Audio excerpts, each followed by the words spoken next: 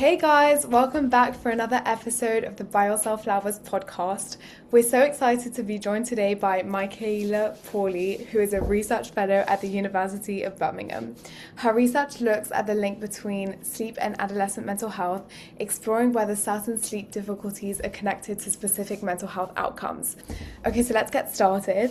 Could you please talk a little bit about your background and your research on how sleep impacts mental health in teenagers?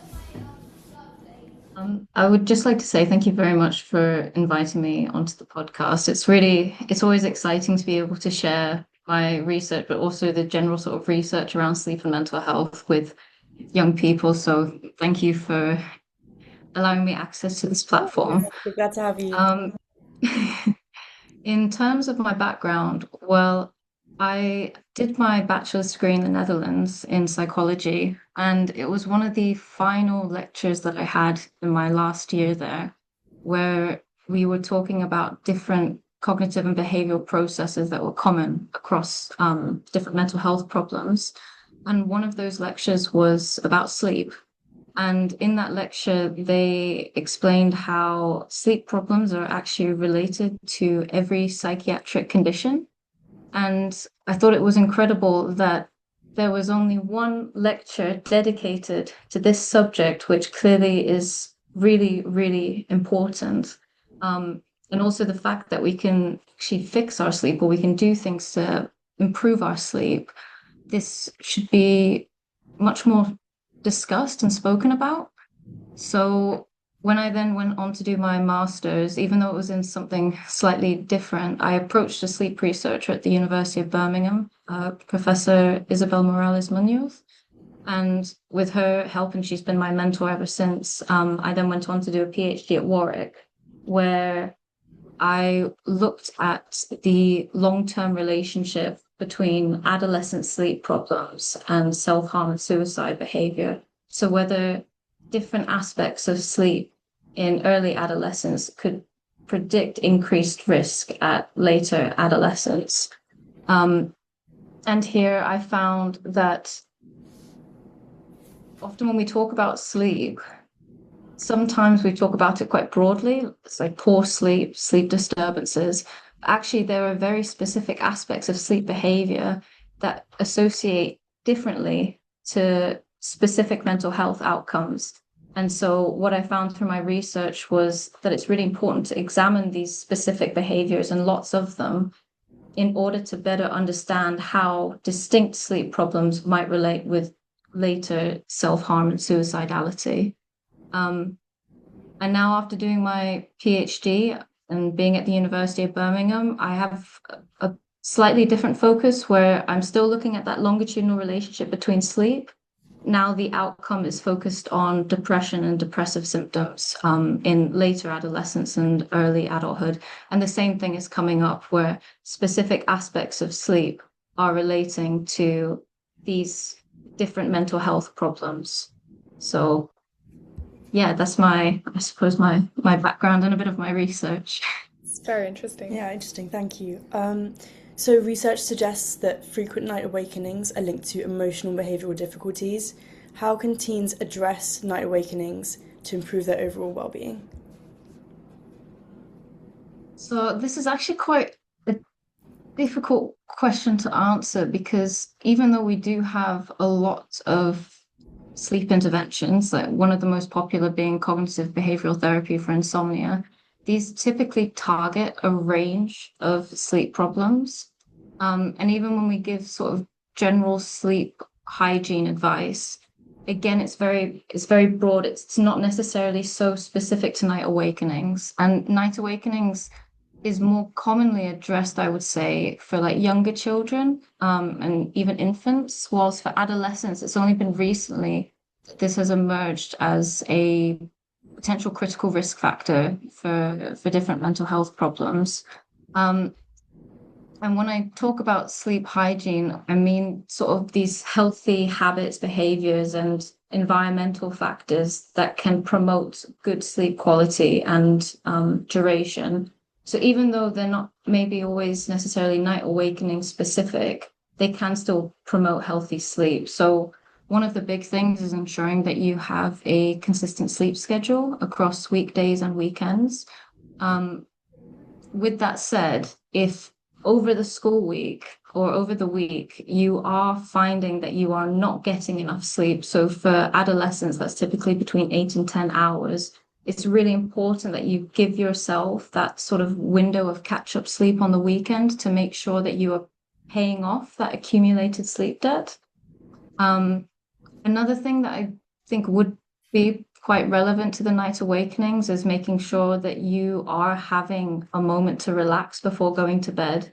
So 30 to 45 minutes or longer if you have the time, making sure that you are engaging in activities that are helping calm you down, unwind, and preparing for bed. So dimming the lights, maybe doing some reading, drawing, or even yoga, and really limiting these kinds of intense interactions with others or high arousal activities. So maybe like going on TikTok or having intense conversations, really trying to like limit that so you are sort of in this zone of Zen. Yeah. And I think as well, a big thing for young people and also really for everyone is doing our very best to reduce that screen time. And I know I feel a bit like a fraud because often, trying to say to everyone, you shouldn't be using your screens like for at least an hour But before we bed. all do. We all Yeah, yeah. do. Exactly. But I'm also not necessarily the best at doing that, but that can also really help because the blue light that is actually coming from our screens signals to our brain that it's still daylight, and that may further delay the time that it takes for us to actually fall asleep and actually to start feeling tired. So that's a really big one, I would say. Yeah, thank you for that. In a lot of research about the intersection between sleep and mental health, they talk about the term sleep onset latency. And I was wondering if you could kind of explain what that is and how does that and like late bedtimes on school nights connect to higher emotional and behavioral problems among teenagers.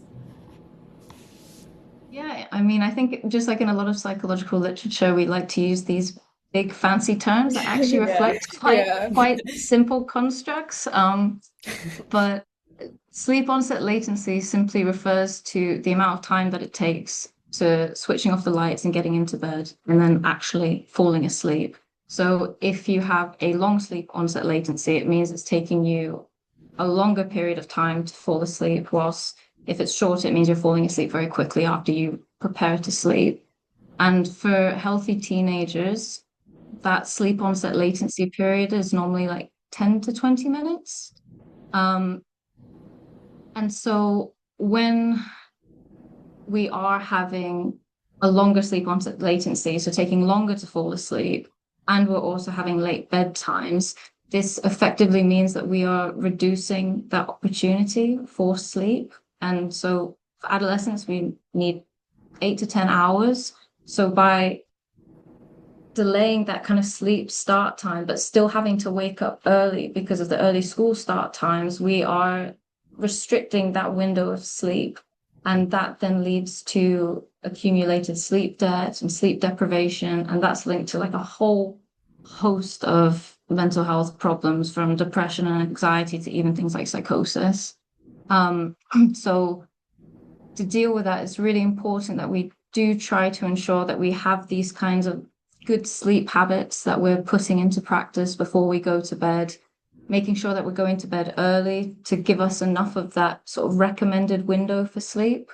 And then that can subsequently help protect us against later emotional and behavioral problems. Thank you. I'm interested in how these like problems manifest differently in males and females. Also thinking about some people say that men have like the 24-hour cycle, whereas women have the 28-day cycle, and I don't know if there's any the way that affects things in terms of sleep. Oh, yeah. I mean, it certainly does. Based on what I have read, it seems that these kinds of sex differences between males and females is less common in pre-adolescence, but as adolescents age, these kinds of differences do start to emerge. So insomnia and disturbances are very prevalent in general. I think around 40% of adolescents report experiencing sleep difficulties. And the number of times that people have said, like, oh, when I've told them, oh, I'm looking at sleep, that they then joke and say, oh, I could be a test subject. My sleep is really bad.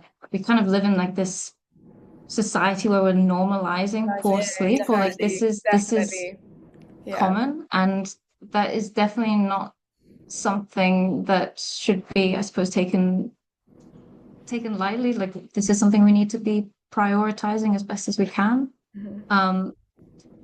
But things like insomnia, reduced sleep duration on weekdays, more frequent night awakenings, and I think also more sleep onset difficulties do tend to be more frequently reported by females. And females also do tend to sleep longer on weekends, so they're engaging in more of what we call weekend catch-up sleep. And I think another thing that's really interesting is that there have been a couple of studies now that have reported that females tend to perceive more interference of poor sleep on their daytime functioning. So that means that they feel as though when they have these sorts of when they are demonstrating these poor sleep behaviors or these unhealthy sleep behaviors, they feel as though it is impacting their life more than males who might also be reporting these sleep behaviors. And the differences in these sleep problems could be related to a whole host of factors. I think one of the main ones is hormones. So with females having these like fluctuating ovarian hormones that's related to their menstrual cycle. They also experience earlier brain maturation. These things have shown to contribute to insomnia and insomnia symptoms. Also, the hypothalamic, hypothalamic pituitary adrenal axis, or the HPA axis, which is like our. You're gonna have to It's a explain very long that. word. Okay. Yeah, but that's our body's stress response system, and females tend to exhibit higher emotional reactivity to stressors, which has been then linked to increased wakefulness and also rumination. So when we're thinking a lot about something, and then that can subsequently impact sleep and our ability to fall asleep quickly, or maybe then we wake up frequently in the night. And rumination is already more common in females than it is in males. So it's kind of sustaining that arousability that stops us from being able to relax fully and enter into like a deep, good quality sleep. There is quite a bit of literature, but I would definitely still say we're in the beginning stages of really understanding why there are these sex differences or even gender differences as well. And I think a big problem that we have in the sleep literature is often we measure the same aspect of sleep, but we use different terms. Or even when we are measuring the same aspect of sleep, there are different like formulas for calculating this. So it's not necessarily always so easy to actually find this research, because one person might be referring to the same sleep variable as one thing, and then another researcher labels it as something else. So actually kind of synthesizing everything, it can be quite complicated. But I mean, every day we're getting better and we're doing our best, and hopefully we're going to have some of these answers a bit more clear soon. But I would say maybe that's sort of the general scope of what's going on in terms of female-male differences in sleep problems and their manifestations. I think there might be a bit of controversy around the whole like weekend catch up sleep. And I was wondering, like, do you think that that's like a healthy or effective method that would long term reduce the likelihood of mental health issues? Or do you think it's just like a little plaster that you put on like bad sleep times during the week? That's a very good question. And to be honest, I'm right now trying to submit for publication a paper where I've been looking at weekend catch-up sleep and how Really? weekend catch-up sleep at 15 years is related to depression risk at 24 years.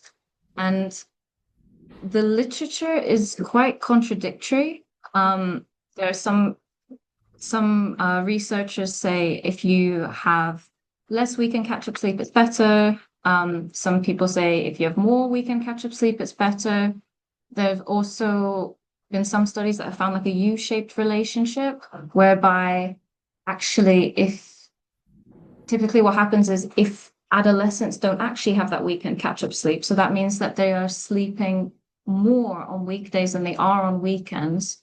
And if they also sleep above or they oversleep above a certain amount on the weekend compared to the week, that can actually increase the risk for depression, both at the same time point and later on. But I think from how I've interpreted all of this is that it's really important to ensure that you are getting enough sleep during the week.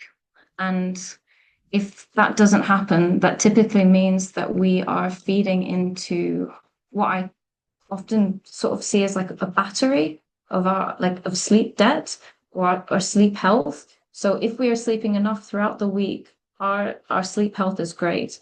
But if over the course of the week we are sleeping 5-6 hours, as is often common amongst young people, and not meeting that recommended 8 to 10, and that is contributing to our sleep debt, it's really important to ensure that we give ourselves an opportunity to catch up on it. Now, how much we catch up on it is difficult to say because also sleep is very individual. Like maybe I need 7 hours whilst you need 9. But I think that just making sure that we have enough opportunity to obtain sufficient good quality sleep across the week, regardless of whether it's weekdays or weekends, is very important. And if during the week we aren't reaching that, having that weekend catch-up sleep can help protect us against subsequent mental health problems and even possibly physical health problems. But that shouldn't necessarily be sort of ideal is that we're always sleeping enough. So maybe it could be like a little bit of a band-aid in the short term, but in the long term, we really want to try and maintain that sleep consistency by having enough sleep on weekdays and weekends. Just going back to the normalization of like having sleep debt or like being sleep deprived, I feel like it's almost like in society idolized in a way, like, oh, that's proof that you're working hard. You know, I'm so tired, I've been working all night. Like, do you think that like that can kind of become a self-fulfilling like prophecy? Like people want to feel like tired and sleep deprived as proof that they are achieving things like in their life. And what do you think people can do to combat that? And as a society, how can we shift away from idolizing less sleep and actually moving towards the opposite? I think that requires like a whole societal effort, and I completely get what you're saying about almost being tired is something that is perceived positively, or it could even be rewarding. I mean, there have been politicians that have even boasted about how they only sleep 3 or 4 hours. And living in a 24/7 society where everything is always available, but that is 100% going to have a big impact on our sleep. I think one thing that's really important that maybe isn't so well known is that actually how we feel about our sleep or our perceptions of our sleep tends to be more strongly associated with mental health outcomes than if I was to strap an actigraphy or some kind of objective measurement for our sleep. So if you said, I didn't sleep very well last night, but actually when I look at the data and I can see how many hours you slept and the quality of your sleep, it's like, oh, actually, no, you did sleep pretty well. It's the fact that you felt that you didn't sleep well is going to be a stronger predictor for poor mental health than what the data is suggesting. And so when it comes to how people perceive their sleep, or I guess especially thinking that they need to not be sleeping enough to achieve or to do well, that requires, I think, a whole sort of psychological shift in terms of, well, what does success mean? And also a lot of kind of psychoeducation surrounding, well, this is how much sleep you should be getting. This is how you can improve your sleep. If you're not getting this, or if you're concerned about your sleep, you should speak to your GP or speak to other healthcare professionals, because sleep problems can be very chronic, and often adolescents who do have persistent issues with their sleep, this tends to kind of spill over into their adulthood.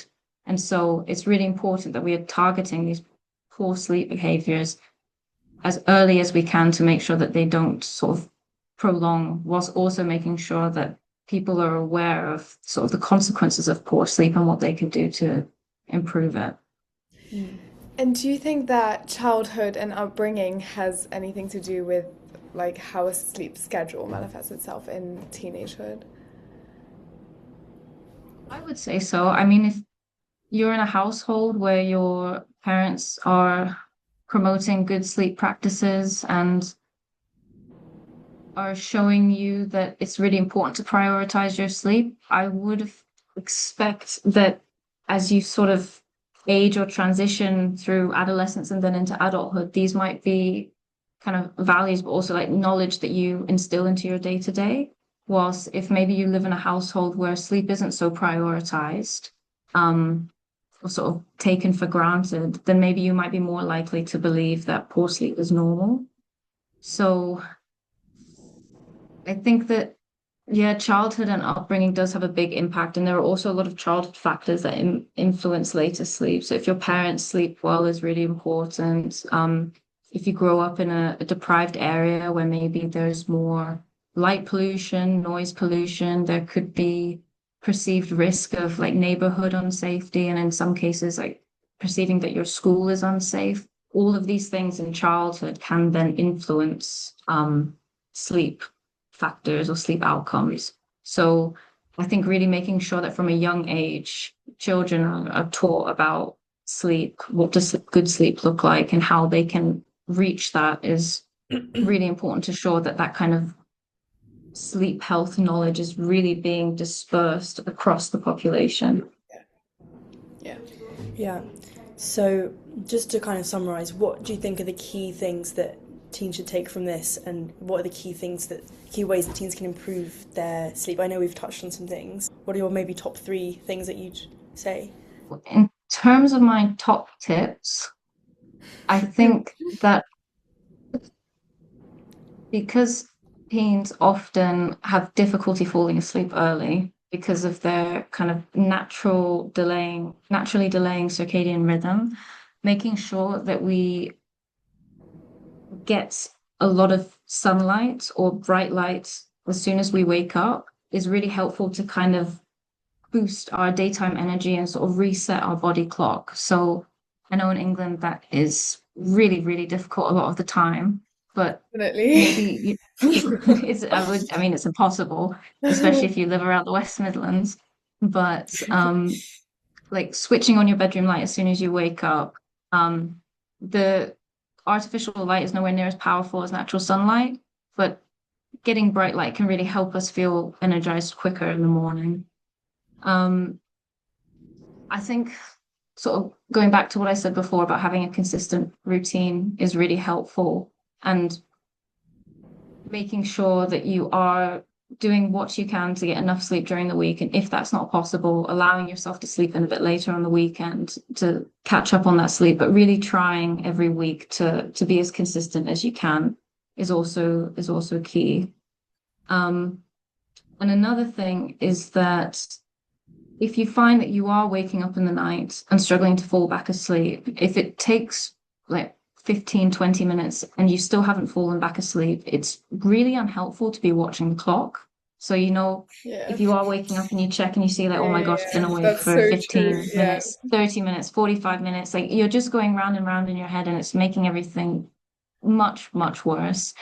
Actually, if after 15-20 minutes, you're still struggling to fall asleep, getting out of bed and doing something calming in dim lights is really, really helpful. And it's also strengthening that association that we have in our brain that the bed is for sleeping. So when you then eventually do get back into bed, you are going to be feeling more tired. And then that also means that not really staying in your bed during the day if you're like studying or on your phone. You really want to make sure that when you get into your bed, your brain is thinking, oh yes, okay, it's time for sleep. It's not time to be awake or to be scrolling on my phone.